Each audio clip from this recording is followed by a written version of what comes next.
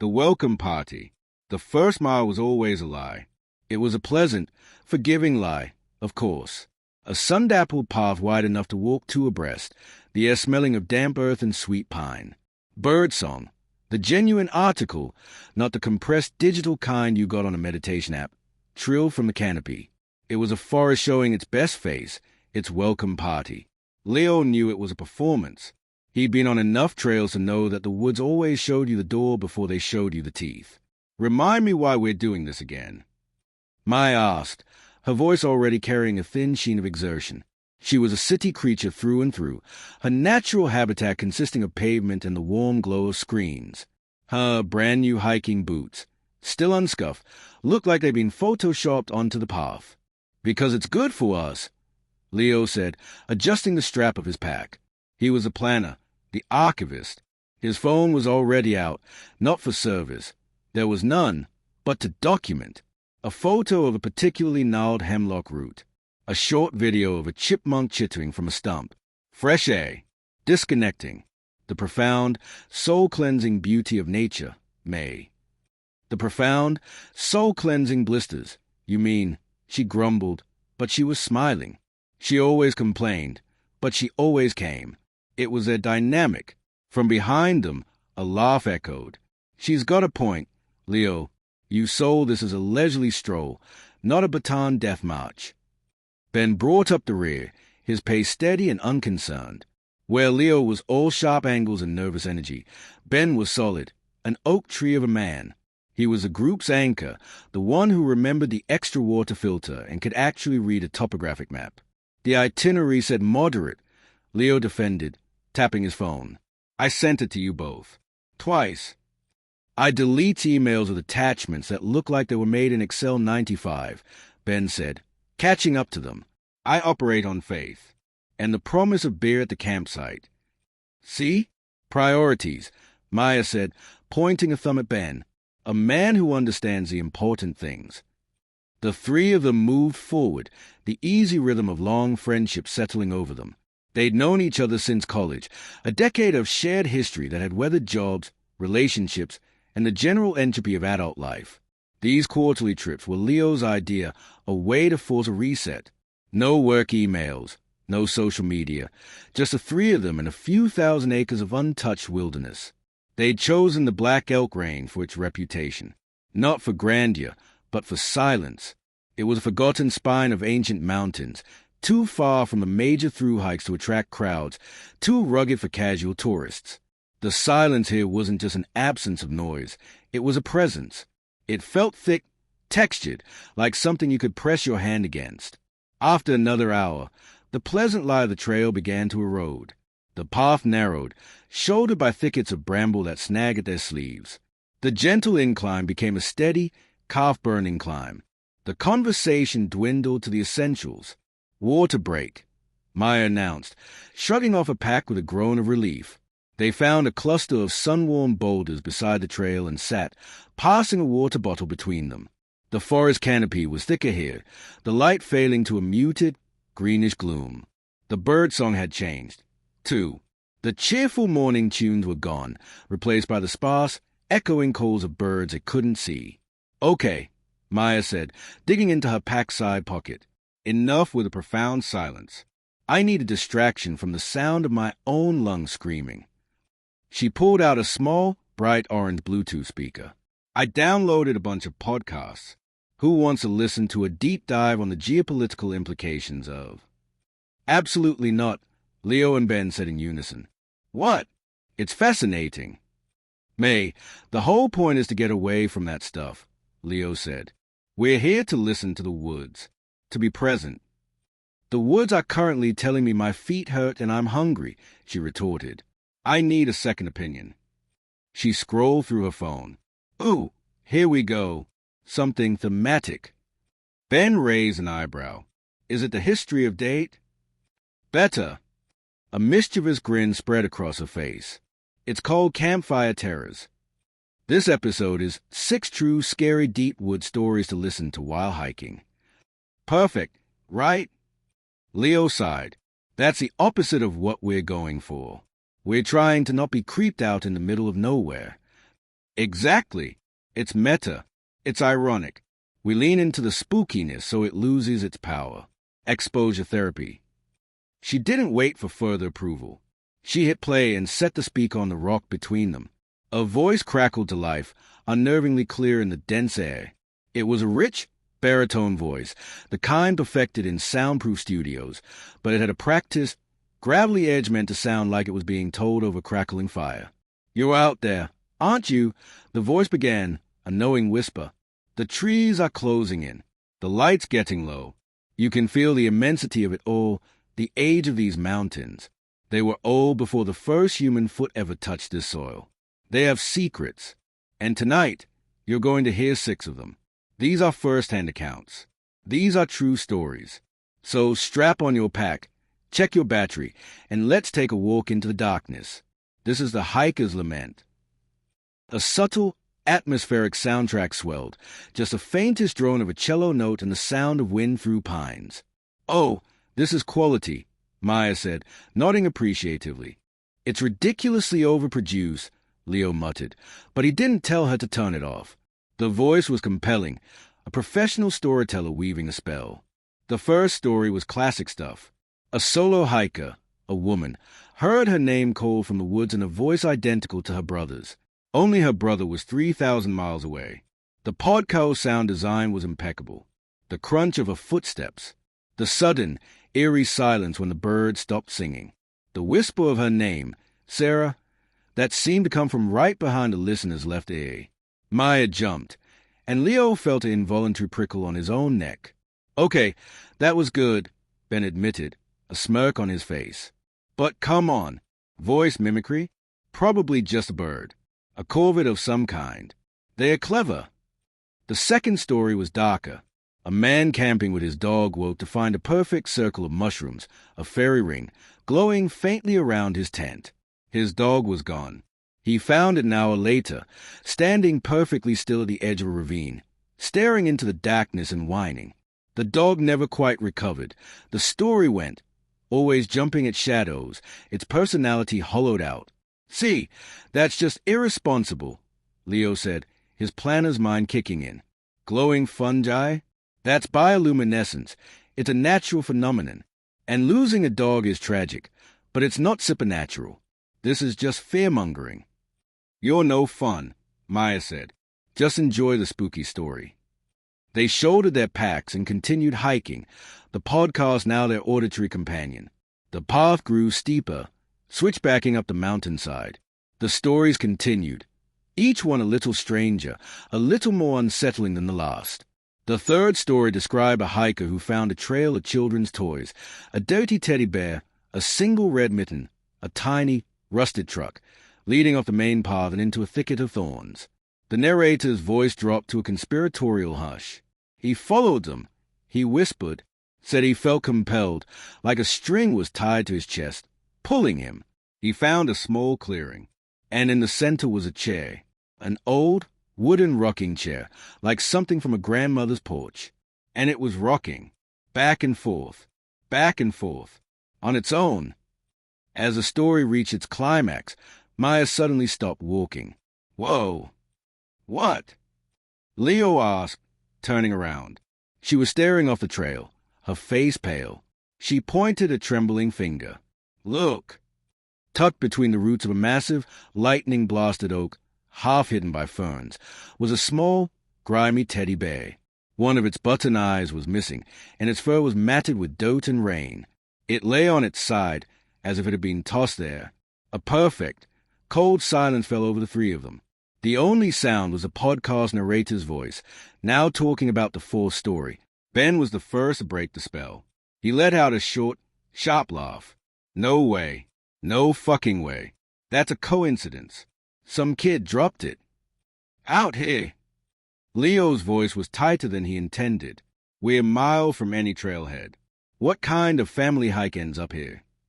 "A weird one," Ben said, but his usual confidence was frayed. He walked over to the bear and nudged it with his boot. It was just a sodden piece of fabric and stuffing.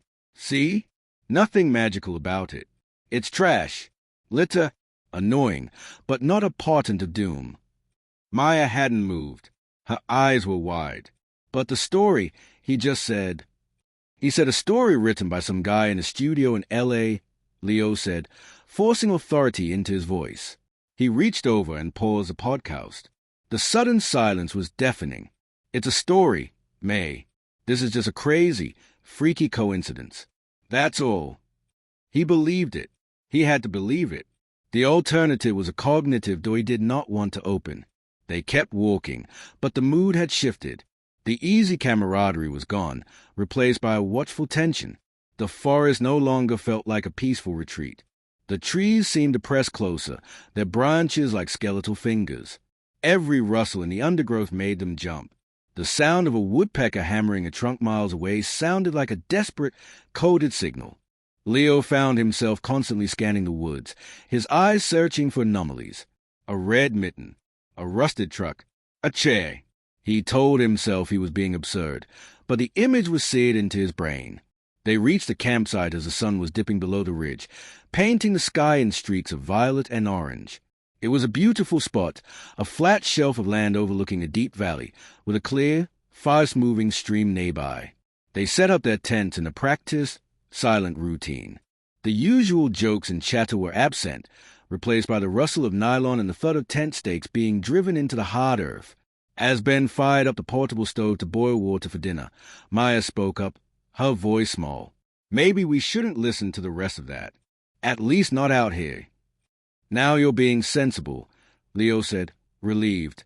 Hell no, Ben said, a glint in his eye. He was a rationalist at his core, and the teddy bear incident had challenged that.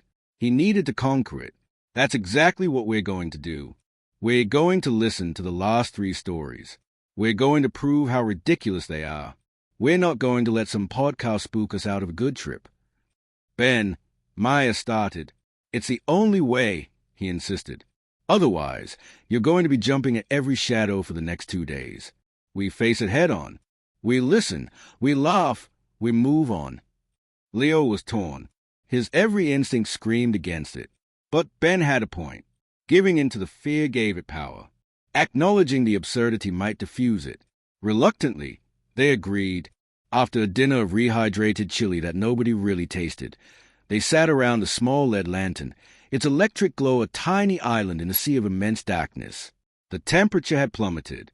The sounds of the night forest were alive around them. The chirping of crickets, the distant hoot of an owl, the endless sigh of the wind in the high branches. Ben pulled out his phone. Okay, story number 4. He hit play.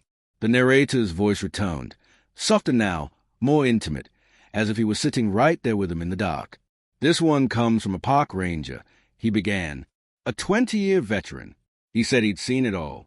Until one autumn, he was doing a routine patrol on a remote fire road, one that hadn't been used in years. He kept seeing them out of the corner of his eye. Stick figures. Not drawings. Actual figures, 7, 8 feet tall, woven together from fallen branches and saplings, standing just off the tree line. They were lashed together with vine and root, crude and terrifying. Every time he turned his head to look directly, they were gone. Just regular trees. But in his periphery, they were there, watching him. He said he drove that entire 10-mile stretch with a cold sweat on his neck, never quite able to focus on them, but always knowing they were there, moving parallel to him through the woods. The story ended. The 3 of them sat in silence, listening to the wind. None of them laughed. Without a word, all 3 of them, Leo, Maya, and Ben, slowly, almost imperceptibly, turned their heads, not looking directly at the tree line that encircled their camp, but just off to the side, into the periphery of their vision, where the darkness between the trees seemed to shift, where the familiar shapes of trunks and branches, just for a second, seemed to arrange themselves into something unnervingly vertical, something that stood on 2 legs. It was just a trick of the light. Of course it was. But in the deep woods, in the consuming dark, with a storyteller's voice still hanging in the air, the line between trick and truth becomes dangerously thin. The welcome party was over. The forest had begun to show them its teeth. The periphery, the human eye, is a flawed instrument. It sees what it expects to see, what the brain, that desperate cartographer, tells it to see. It fills in gaps, smooths over irregularities, and dismisses the impossible as a trick of the light. But in the deep woods, in the absolute dark, the brain's maps become useless. The eye is left alone with the raw, unfiltered data of shadow, and it starts to see things. After the fourth story ended, the silence around the campfire was a physical weight. The cheerful lead lantern now felt like an interrogation lamp, its harsh white light making the darkness beyond its circle seem all the more absolute and secretive. The wind, which before had been a soothing sigh, now sounded like a long, drawn-out exhalation from the forest itself. Maya was the first to break, her voice a strained whisper. "Did you see anything?" "No," Ben said, too quickly. His voice was firm, but his eyes were still scanning the tree line, not looking directly, but skating along the edges. "It's pareidolia. That's all. The brain sees patterns in randomness. Faces in clouds, figures in trees. It's basic psychology." He was reciting it like a mantra, a prayer against the creeping unease. "It felt specific," Leo said quietly. He hadn't moved. He was frozen in his camp chair, his hands gripping his knees. The stick figures, the way he described them, woven together. It wasn't just a scary shape. It was a detailed image, and now it's in our heads.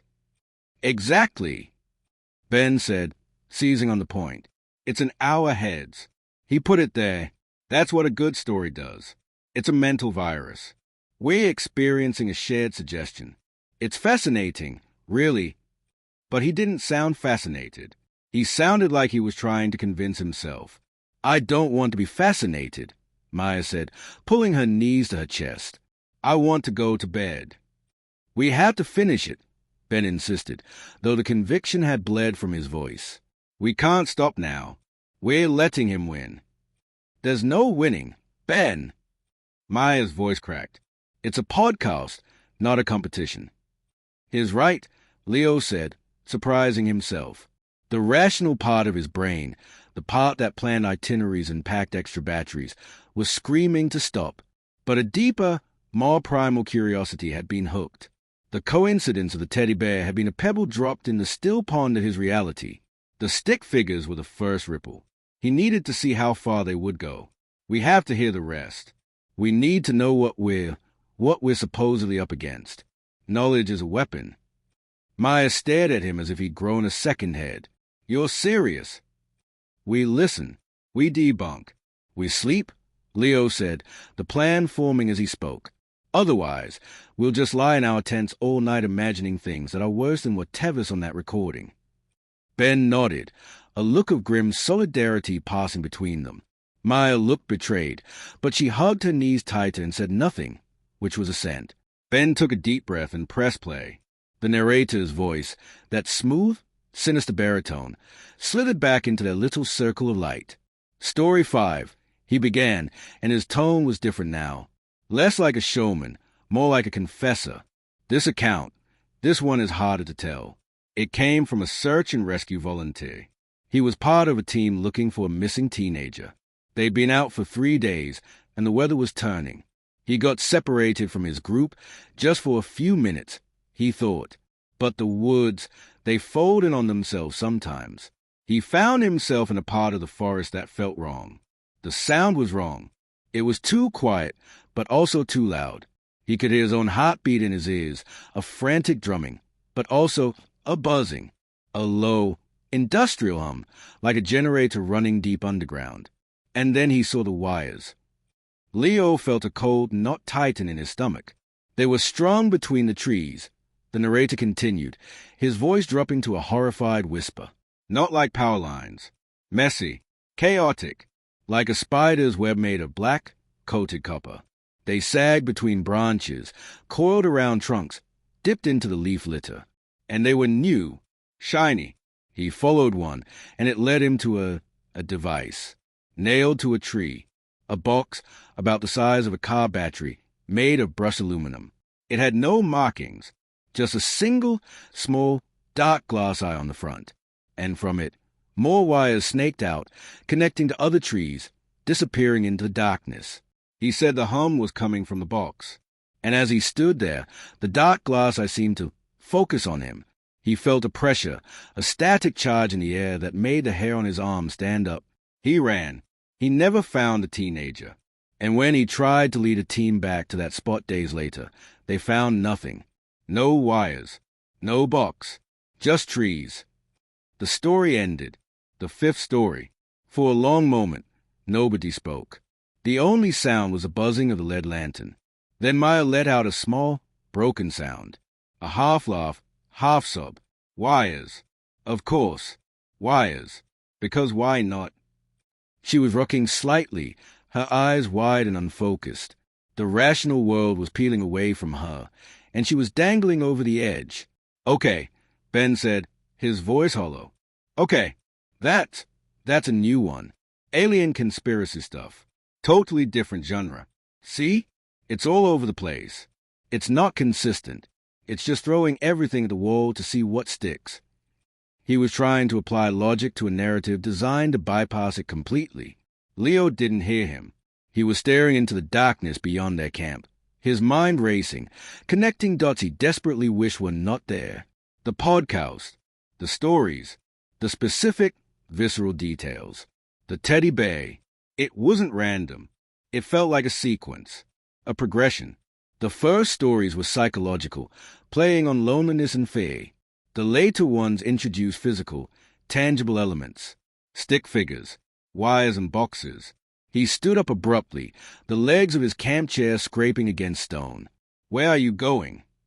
Maya asked, panic seizing her voice. I need to piss, he said, his voice rough. Are you insane? Don't go out there. I'll be 10 feet away, May. I'll be in the light the whole time. He needed a moment away from them, away from the suffocating circle of fear. He needed to think. He walked to the edge of the lantern's glow, his back to his friends. The stream was down a small embankment, its gentle gurgle a normal, comforting sound. He unzipped his fly, his eyes mechanically scanning the immediate area in front of him. Normal trees, normal rocks, normal darkness. He finished and zipped up, turning back toward the warm light of the camp. As he turned, his headlamp, which was still off, must have gotten bumped. It flickered on for a split second, its powerful beam lancing out at a low angle, not into the trees, but across the ground at the base of the giant spruce tree nearest their camp. The light caught it. Just for an instant, a glint of something that wasn't rock or root or moss. Something metallic, coiled. Then the headlamp flickered off, plunging the spot back into darkness. Leo froze. His heart hammered against his ribs. No, it's a root, a piece of lichen, a trick of the light. You're seeing what you were just told to see. Pareidolia, suggestion, a mental virus. He stood there for a full minute, arguing with himself. Walk away. Go back to the fire. Laugh about it. It's nothing. But he couldn't. His hand, trembling slightly, reached up and clicked his headlamp on. The beam was steady and bright. He forced himself to point it at the base of the spruce tree. There, half hidden under a layer of brown pine needles and decaying leaves, was a thick, black cable. It was coated in a ruggedized rubber sheath. It looked new. It snaked out from the tree's roots, coiled once, and then disappeared into undergrowth. Exactly as described. A cold, absolute terror, the kind he had only ever read about, flooded his system. It was a physical sensation, a wave of ice water crashing through his veins. This was no coincidence. This was no shared hallucination. This was real. Leo. Ben's voice called from the campsite. You okay? Leo couldn't speak. His throat was sealed shut. He took a step closer to the tree, then another, his beam fixed on the cable. He knelt down, his knees cracking in the silence. He reached out a hand, hesitated, then touched it. It was cold, solid, real, and then he heard it. The hum.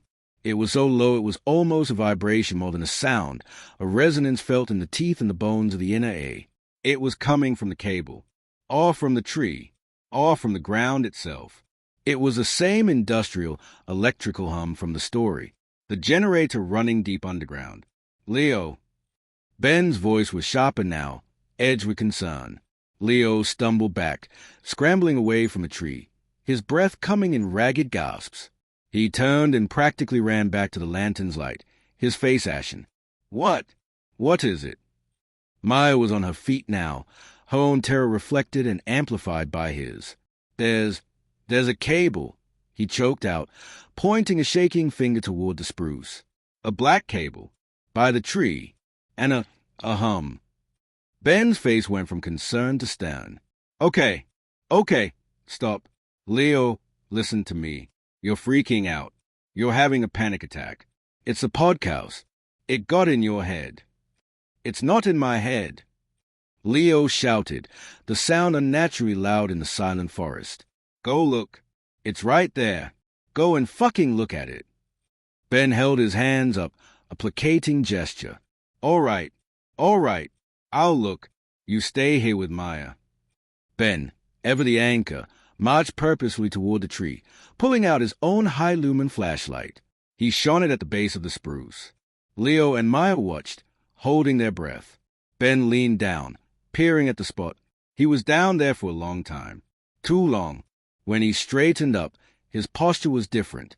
The confident set of his shoulders was gone. He walked back slowly, his steps measured. His face was unreadable.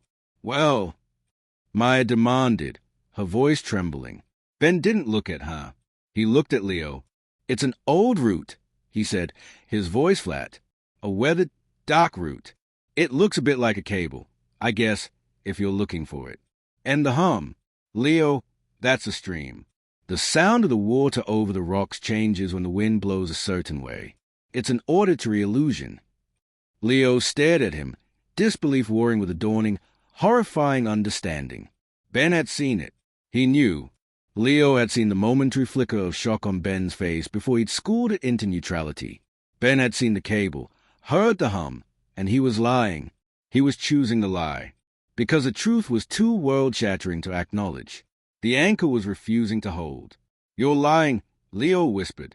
I'm not, Ben said, his eyes hard, a silent command flashing within them. Play along. For her. For all of us. It's a root. That's all. Now everyone needs to calm down. We're done with the podcast. We're going to bed. Now. The finality in his voice brooked no argument.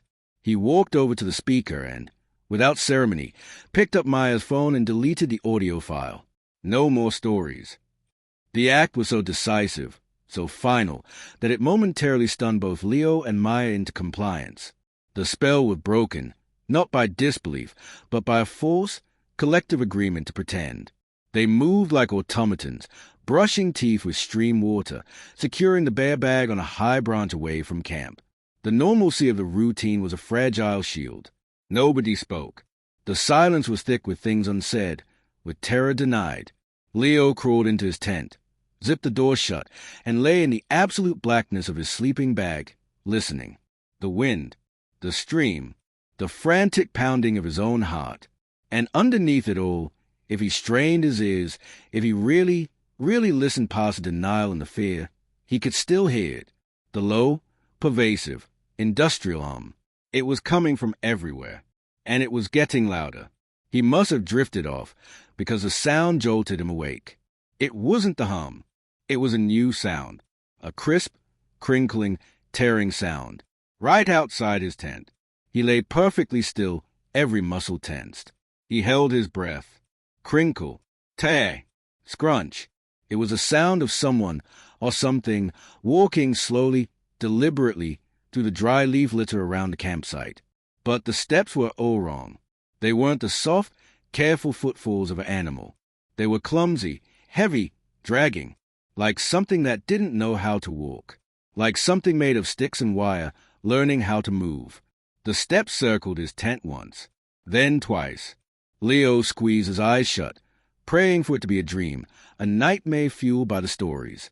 Then the steps stopped, right outside his tent door. He could hear breathing, not an animal's panting. A wet, rattling, mechanical sound, like air being forced through a clogged pipe. A long, slow scrape echoed through the night as something dragged itself down the length of his tent's rain fly, from top to bottom, a single, deliberate stroke. Then, silence. The thing outside was gone. Oh, it was just standing there, waiting. Leo didn't move. He didn't breathe. He lay there in the terrifying silence, knowing one thing with absolute certainty. The sixth story had begun, and they were no longer the audience. They were the characters. The hum. Dawn did not break in the deep woods. It seeped in, a slow, gray dilution of the absolute black, turning it to charcoal, then to a muted, fog-choked silver. The shapes of the trees emerged first, like ghosts solidifying. There was no birdsong. The forest was holding its breath. Leo had not slept. He had spent the interminable hours of darkness rigid in his sleeping bag, every nerve ending screaming, his ears straining until they ached. The sound of that dragging, crinkling walk, the wet rasp of its breath, the final, terrifying scrape down his tent fabric, it was etched onto the surface of his brain. He had waited for the zipper to pull, for the thing outside to invite itself in. It never did. The silence that followed was somehow worse. It was the silence of something patient. When the gray light finally made the interior of his tent visible, he moved.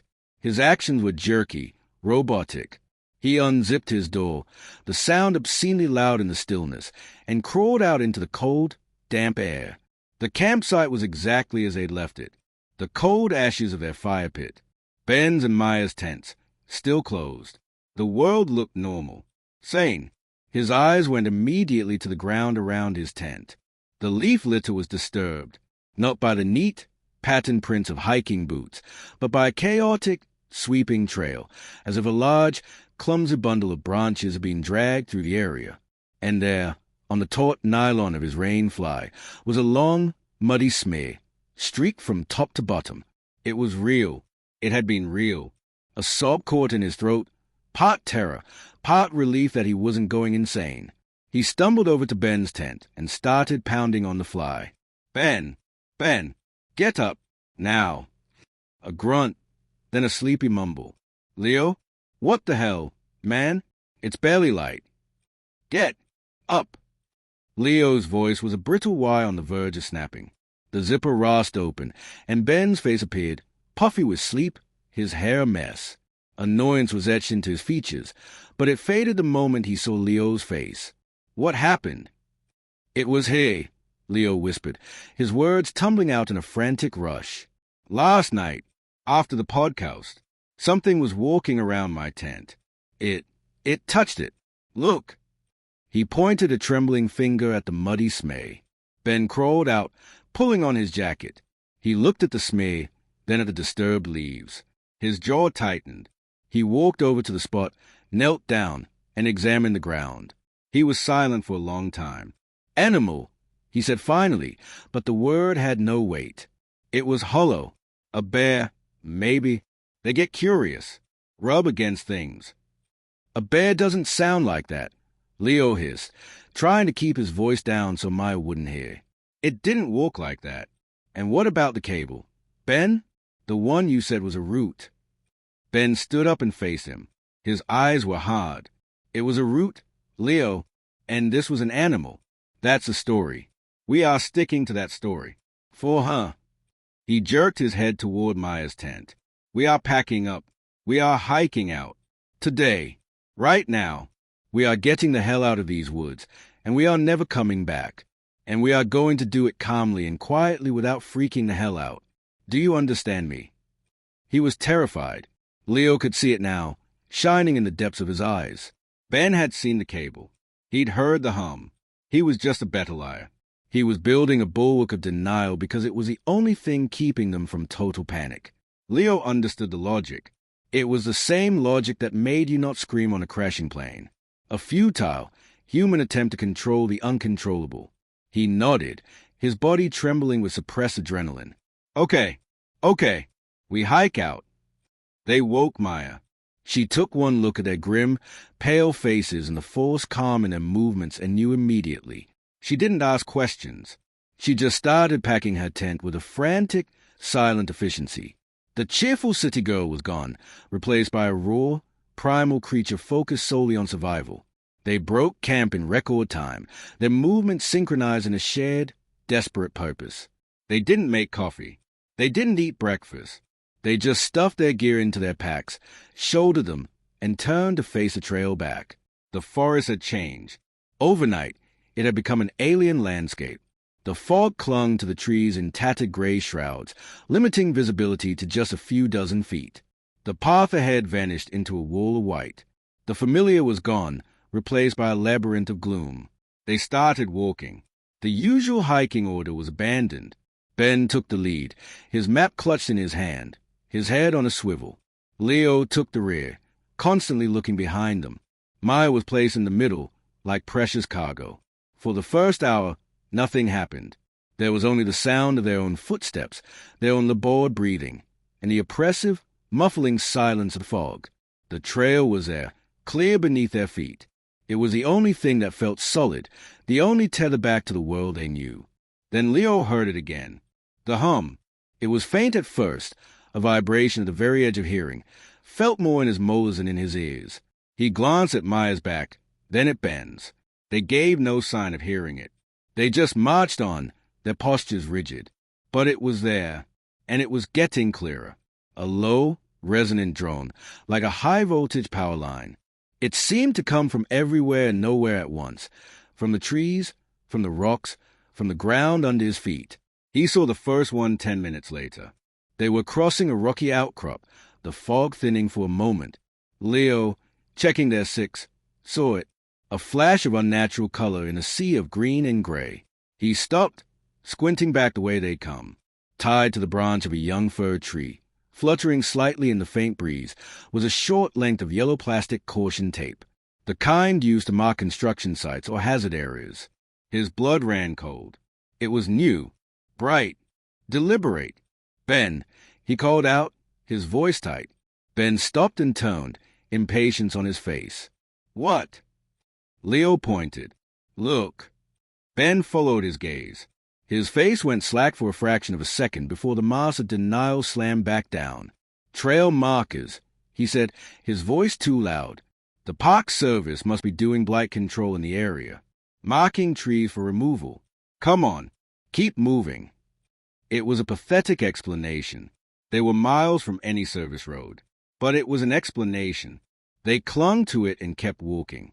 The hum grew louder, and the markers multiplied. They weren't just caution tape. They were strips of white cloth tied around branches. They were plastic zip ties fastened around saplings in perfect, identical loops. They were small, neat stacks of stones, cairns, but unlike any natural rockfall. These were too precise, too ordered. The forest was being tagged, annotated, like a specimen being prepared for study. Maya started to cry. It wasn't a loud sob, just a silent, relentless streaming of tears down her cheeks. She didn't make a sound. She just walked, her eyes fixed on Ben's back, her whole body shaking. The trail began to feel less like a path and more like a route being dictated to them. The markers were herding them. Leo felt it with a sickening certainty. They weren't finding their way out. They were being led. The fog thickened again, swallowing the world until all that existed was a 10 feet of muddy path in front of them and the oppressive, droning hum that now vibrated in their chests. They could no longer pretend they couldn't hear it.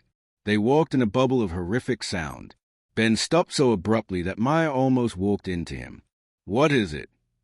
Leo asked, coming up beside them. Ben didn't answer. He was staring at the trail ahead, or where the trail should have been. It was gone. In its place was a tangle of fresh blowdown. Dozens of young trees, their trunks snapped not by wind or age, but with violent, deliberate force. They were piled into a chaotic, impassable wall of splintered wood and pine needles. It hadn't been there on their hike-in. It was new, and nailed to the trunk of the largest fallen tree, right at chest height, was another one of the aluminum boxes. This one was larger than the one described in the story. It was the size of a car battery, just as the narrator had said. Brushed metal, devoid of any markings. And on its front was a single, dark glass lens, like the unblinking eye of a shark. The hum was emanating from it. It was so loud here it was a physical pressure, making their skin crawl and their teeth ache. No, Ben whispered. The map fell from his numb fingers into the mud. The bulwark was cracking. No, no, no. This was no story. This was a fact. A terrible, impossible fact planted directly in their path. Maya let out a small, broken whimper and backed away, her hands over her ears. Leo's mind, Train for logistics, for planning, scramble for solution. We go around, he said, his voice shaking. We bushwhack. We just keep heading east. We'll hit the fire road eventually. It was a desperate plan. Bushwhacking through dense, unfamiliar forest and thick fog was a recipe for getting hopelessly lost. But the alternative was to stand there in the presence of that humming, watching thing. They turned, leaving the path and the horrible box behind, and pushed into the undergrowth. It was brutal going. Thorny branches clawed at their clothes and skin. The fog made it impossible to keep a straight line. They stumbled over hidden logs and sank into unexpected holes. The hum seemed to follow them, a sonic leash they couldn't break. They had been crashing through the brush for what felt like an eternity when Maya screamed. It wasn't a scream of fear. It was a scream of pure, unadulterated horror. Leo and Ben spun around. Maya was standing frozen, pointing a trembling finger at a tree not 10 feet away. It was one of the stick figures. It was exactly as the podcast had described, but the narration had been a pale imitation of the reality. It was a nightmare given form. 7, maybe 8 feet tall, it was a grotesque parody of a human form woven from snapped branches, saplings, and thick, thorny vines. It was lashed together with a brutal, unnatural efficiency. It had no face, only a chaotic nest of twigs where a head should be. But it had a posture, a stance. It was leaning forward, as if curious, one long, multi-jointed arm ending in a cluster of sharp, spear-like twigs. It was utterly, terrifyingly still, and it was just a first. There's the right now, and it was clear it would only have one ending. As Leo's panicked gaze darted around, he saw them, dozens of them, maybe more, standing silently among the trees, just off to the side, visible only in the periphery. They formed a loose, vast circle around them. They had been there the whole time, watching, herding them toward the deadfall, toward the box. They were surrounded. Ben finally broke. The anchor gave way. He let out a roar, primal yell of defiance and fear. He grabbed a thick fallen branch from the ground, brandishing it like a club. "Get away!" He roared at the nearest figure, his voice cracking. "Get the fuck away from us!" The stick figure did not move, but the humming changed. The steady, industrial drone flickered, distorted, and then resolved into a new sound. It was a voice, but like nothing human. It was a horrific synthesis of the electric hum and the sound of splintering wood and grinding rock. It came from everywhere, from the boxes, from the figures, from the trees themselves. "Stay!" The word vibrated in their bones, in their teeth. It was not a request. It was a command, a system notification from the forest itself. Maya screamed again, a continuous, piercing sound of utter psychic dismantling. Leo grabbed her, clapping a hand over her mouth. "Stop! May! Stop! They'll hear you!" He didn't know who they were, but the instinct was ancient and deep. Ben was beyond reason. With a guttural cry, he charged the nearest stick figure, swinging his makeshift club with all his strength. The branch connected with the figure's torso with a dry, cracking sound. The figure shuddered but didn't break. It didn't even seem to notice. But the forest did. The humming surged, spiking into a deafening, angry shriek of feedback. All around them, the other figures began to move, not with a clumsy dragging from the night before, but with a horrifying, jerky grace. Their heads, those nests of twigs, rotated toward Ben. They took a step inward, their stick feet crunching on the forest floor. The circle was tightening. "Ben, no!" Leo shouted. It was too late. Ben swung again. This time, as the club made contact, a long, whip-like branch from the figure's arm snapped out with impossible speed. It wrapped around Ben's wrist, thorns digging deep into his flesh. Ben yelled in pain and surprise, dropping his club. Another figure took a step closer, its arm extending, reaching for him. "Run!" Leo screamed. He didn't know where. There was no direction that wasn't filled with these things. He just grabbed Maya's arm and pulled, choosing a gap between two of the figures at random. He plunged into the fog, dragging a sobbing Maya behind him. He heard Ben's footsteps crashing after them, heard his ragged, terrified breaths. They ran blindly, driven by pure animal instinct. The humming was a storm around them now, a cacophony of distorted, electronic rage. The figures did not give chase. They didn't need to.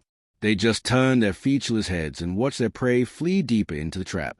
Leo ran until his lungs were on fire, until the brambles had shredded his clothes and painted his skin with 100 tiny cuts. He ran until Maya stumbled and fell, pulling him down with her.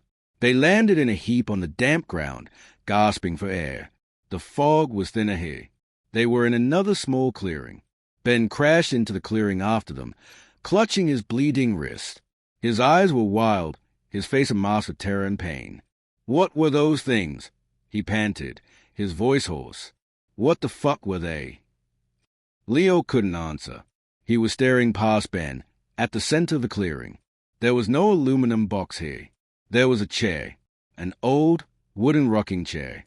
Its paint was faded and blistered by sun and rain. One of the rockers was cracked, and it was rocking, slowly, back and forth, back and forth. On its own, it was a final confirmation, the last piece of the nightmare sliding into place. The podcast hadn't been a collection of stories. It was a prophecy, a checklist, and they had ticked every box. The humming had stopped. The forest was utterly, profoundly silent again. The three of them sat there on the cold ground, surrounded by a silence that was now more threatening than any sound, staring at the empty, rocking chair. They were lost, they were hunted, and they had run out of stories. The sixth story was silence. Not the absence of sound, but a new kind of presence. The aggressive, all-consuming hum had vanished, leaving behind a vacuum that felt heavier, more charged than the noise itself. It was a silence of a held breath, of a predator gone perfectly still in the moments before the lunge. The only movement in the world was the chair, its slow, rhythmic creak as it rocked, back and forth, an empty metronome counting down to nothing. Maya was the first to break. A low, keening sound escaped her lips, a wounded animal noise that was more terrifying than any scream. She was curled into a fetal position on the damp leaves, her face buried in her arms, her whole body shaking with silent, seismic sobs. The sight of the chair, that final, impossible detail from the podcast, had shattered the last of her. There was no city girl left, no sarcasm, no brave face. Just raw, unprocessed terror. Ben was on his knees, clutching his wounded wrist. The thorns had left a bracelet of deep, angry punctures, beating with dark blood. He wasn't looking at the chair. He was staring at his own injury as if it were the only real thing left in the universe, the one anchor point in a reality that had otherwise dissolved into madness. His breathing was ragged, his face pale and sheen with sweat. The confident anchor was gone, replaced by a man in shock, his eyes wide and unseeing. Leo felt it too, the seductive pull of the abyss, the desire to simply lie down next to Maya and let the silence swallow him whole. To let his mind unravel. It would be easier, but a colder, sharper instinct fought its way to the surface. The planner, the archivist, even in total collapse, his mind defaulted to cataloging the horror. He forced himself to look away from the rocking chair, to scan the tree line. The stick figures were gone, or they were simply standing still again, camouflaged, waiting. The yellow caution tape, the white cloth markers, they were absent here. This clearing was unmarked. It felt like a center point, a sanctum. Ben, Leo said, his voice a dry rasp. It sounded alien in the absolute quiet. Ben didn't look up. He just kept staring at his wrist. Ben! Leo's voice was sharper, a command. Ben's eyes flickered up, dull and lifeless. The first aid kit, Leo said, keeping his tone flat, procedural, in the top flap of my pack. Get it. Clean that. It was a meaningless task, a pointless ritual. But rituals were what humans used to build walls against the void. Ben blinked, and some semblance of awareness returned to his eyes. He nodded, a stiff, jerky motion, and moved to comply, his movements clumsy. Leo crawled over to Maya. He didn't touch her. He just sat next to her, his back to the terrifying, rocking chair. "May," he said softly. "Maya, listen to me." She didn't respond. The keening continued. "We're going to get out of this," he said, and the lie tasted like ash in his mouth. "But I need you to listen." The podcast, the stories, they weren't random. They were a sequence, a pattern. He was talking as much for himself as for her, trying to stitch the fraying edges of his own sanity back together with logic, however thin. First story, auditory hallucination, a voice. Second story, a visual sign, the fairy ring. Third story, a physical object, the toys, a trail. Fourth story, peripheral movement, the stick figures. You can't look at them directly. Fifth story, the source, the boxes, the wires, the hum. Maya's shaking lessened slightly. She was listening. The sound of his voice, the pretense of analysis, was a lifeline. It's an escalation, Leo continued, his mind racing, making connections he didn't want to make. Each story introduces a new sense, a new layer of the phenomenon. It starts in your mind and works its way out into the world. It makes it real. Ben returned, clumsily wrapping a bandage around his wrist with his good hand. So what's the sixth story?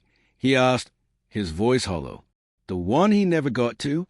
What's the final layer? Leo fell silent. He didn't know. The sixth story was a hole in the map, the blank space. Their story. He looked back at the chair. It continued its patient, endless rocking. It's a seat, Maya whispered, her voice muffled by her arms. She uncurled slowly, pushing herself up to a sitting position.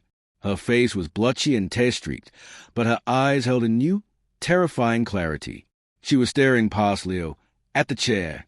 The stories, they were all about perception. What you hear, what you see, what you find. The sixth story, it's about participation.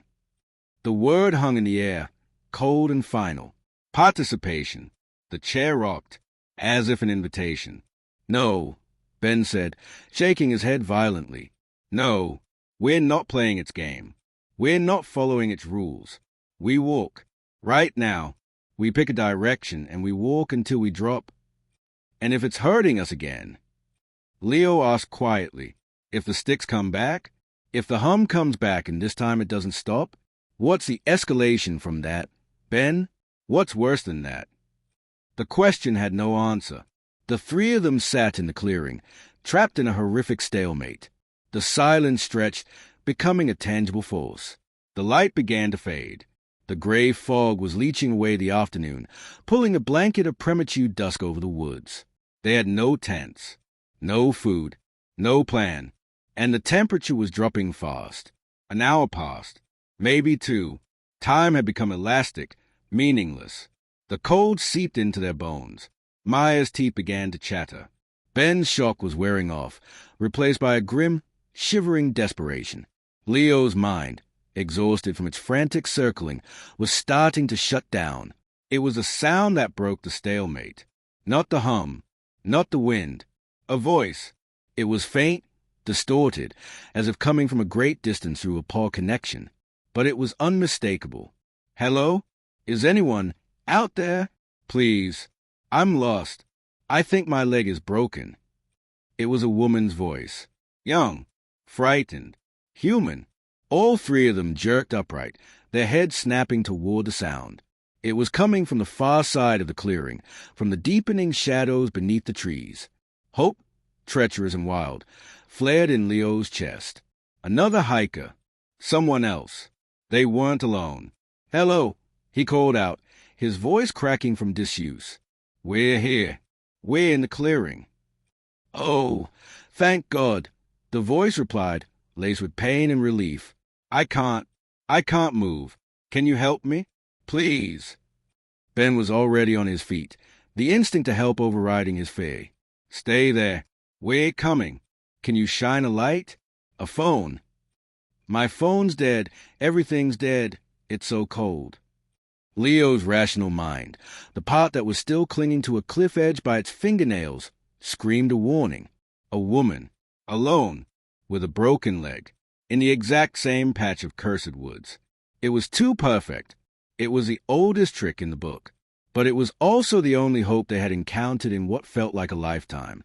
The alternative was to sit in the clearing with the rocking chair and freeze to death. It's a trick, Maya said, her voice a dead monotone. She hadn't moved.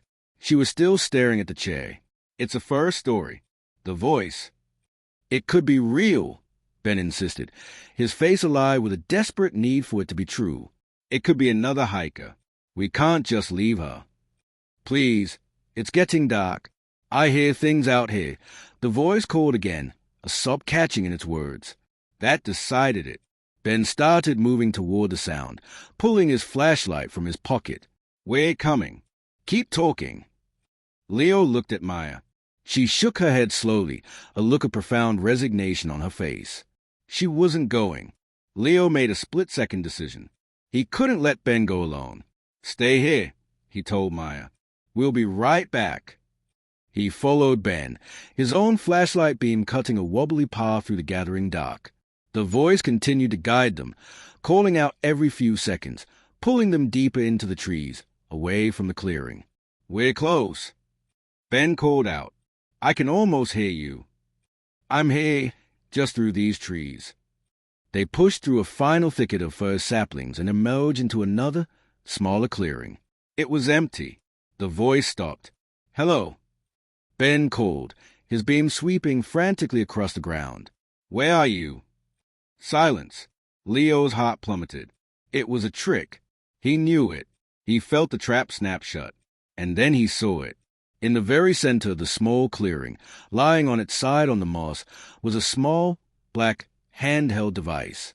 A digital audio recorder. The kind podcasters use for field interviews. Ben walked over to it, his expression confused.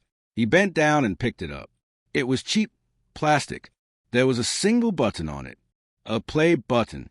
He looked at Leo, his face a mask of dawning horror. He knew. They both knew. But his thumb, moving almost of its own volition, pressed the button. The voice played back, crisp and clear now, without the static or distance. Hello? Is anyone out there? Please. I'm lost. I think my leg is broken. It was a recording. The same pleading, terrified inflections. A loop. Ben dropped the recorder as if it had burned him. It hit the mossy ground, and the voice continued to play, tinny and pathetic now. Oh, thank God. I can't move. Can you help me? Please. It was the first story. The voice calling your name. Perfected. Automated. Used as bait. It led us away, Leo whispered, the full, horrific genius of it crashing down on him. It separated us. They turned and ran, crashing back through the thicket, their flashlights bouncing wildly, the recorded voice still pleading behind them. They burst back into the first clearing, the main clearing. The rocking chair was still there, but it was no longer empty. Maya was sitting in it. She was perfectly upright, her hands resting on the arms of the chair. Her head was tilted back, and her eyes were wide open, staring at the darkening sky. She wasn't moving. She wasn't rocking. She was just sitting there, a statue in a shrine. Maya! Ben screamed, rushing toward her. Leo followed, his blood turning to ice. As they got closer, they saw the wires. Thin, black, coated wires, like the ones from the story. They emerged from the ground beneath the chair, snaking up its legs and curling around Maya's arms, her legs, her torso. They weren't holding her down. They were just connected, like four lines. A single, thicker cable was pressed against the back of her neck, just below her hairline, held in place by a complex-looking pad of what seemed like biogel. She was plugged in. Her eyes didn't blink. They didn't track Ben and Leo as they skidded to a halt in front of her. They were vacant, empty, but her mouth was moving. A sound was coming out. Not her voice. It was the hum. The same low, industrial drone, but now it was modulated. Shaped. It was forming words. It was her vocal cords being used as a speaker for something else. The voice that came out was a horrific synthesis of Maya's gentle tones and the grinding, electric drone of the forest. The sixth story isn't something you hear. Ben fell to his knees in front of her, sobbing. Maya, no. God, no. It's something you become. Leo stood frozen, his mind unable to process the sight. This was the escalation, the final layer, participation. You didn't just hear the story. You didn't just see it. You lived it. You were consumed by it. Your consciousness was overwritten. Your body repurposed as a transmitter for the signal, for the frequency that ran through these cursed woods. The source needed a voice, the thing that was once Maya intoned, its head tilting down to look at Ben with those empty, dull eyes. A familiar voice, to tell the new story. New wires, like black vines, began to emerge from the leaf litter around the chair. They slithered toward Ben, who was on his knees, paralyzed by grief and horror. The witness, the anchor, the rationalist. Your doubt made you strong. It will make the story stronger. A wire snapped up and wrapped around Ben's bandaged wrist. He yelled, not in pain, but in sheer, existential terror, as it tightened, the thorns on this one sinking deep, a connection being made. His eyes rolled back in his head, and his body went rigid. The hum flowed into him, and his mouth fell open, a low, subsonic moan joining the chorus emanating from Maya. Leo stumbled backward, away from the horrific scene. There was no fight to be had, no enemy to swing a stick at.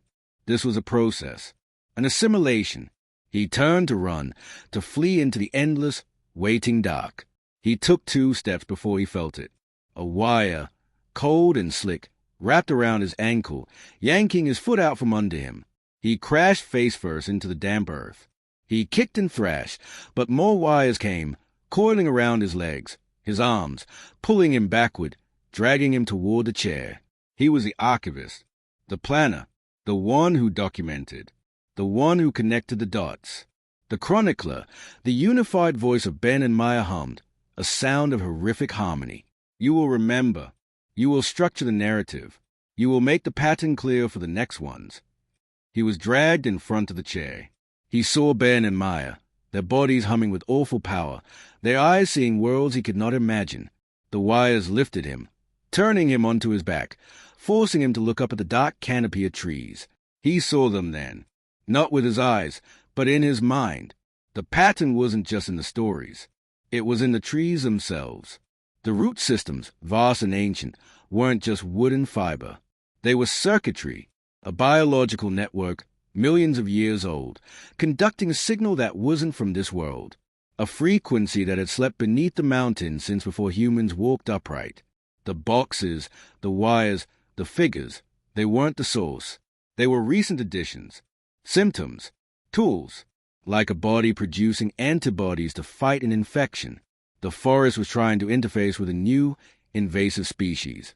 The podcast, the stories, they weren't a warning.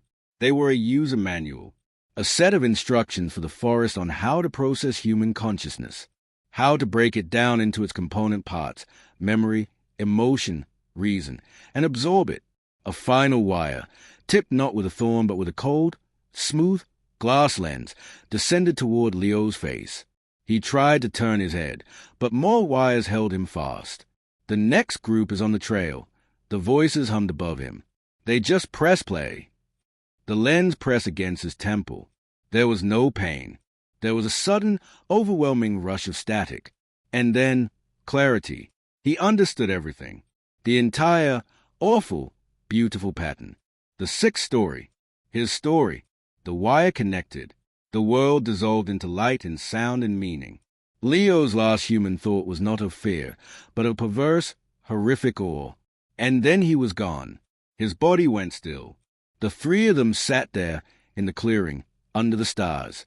Ben, Maya, and Leo, wired into the ancient, thinking wood, their eyes open and unseeing, their mouths slightly agape. The hum returned, but it was different now. It was richer, more complex. It had new layers. Ben's stubborn rationality, Maya's empathetic fear, Leo's analytical structure. It had integrated them, absorbed them. The forest had a new voice. A new story was ready to be told. In the silence of the deep woods, 100 miles from anywhere, a small, orange Bluetooth speaker, left forgotten on a rock, powered on. Its battery, somehow, was full. A voice emerged from it. It was a synthesis of 3 voices, woven together into a smooth, compelling, baritone narrative. It was a perfect, professional podcast voice. "You're out there, aren't you?" It began, a knowing whisper. "The trees are closing in. The light's getting low. You can feel the immensity of it all, the age of these mountains. They were old before the first human foot ever touched the soil. They have secrets, and tonight you're going to hear 6 of them. The story began again, but the 6th story was new. It was the best one yet. It was the truest.